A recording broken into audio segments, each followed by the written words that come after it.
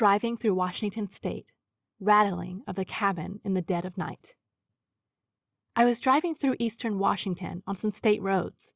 There were no rest stops or cities, but I had done the route enough to know that there were these massive dirt areas every 40 miles where you could park safely away from the road.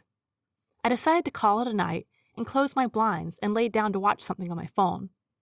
After roughly an hour, I hear someone try to open the driver's side door.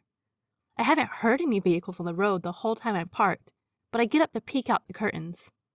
As I'm looking out into the blackness of the driver's side window, I hear them try the passenger side door.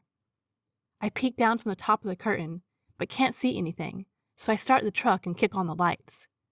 I'm fairly freaked out at this point, so I'm still not opening the curtains, but peeking through gaps. Nothing.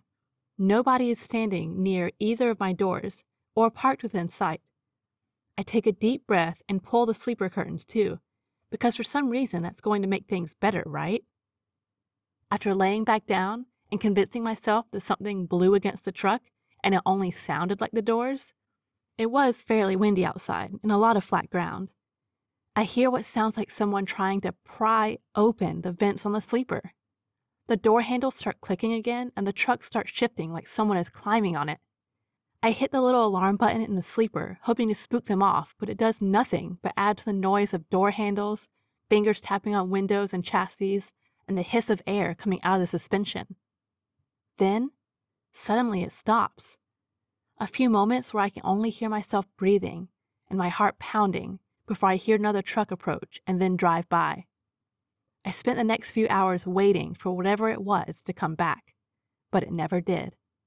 In the morning, I couldn't find any footprints or damage to my truck, but on every window were tiny human-looking handprints, like a toddler had licked their hand and stuck it to my window over and over.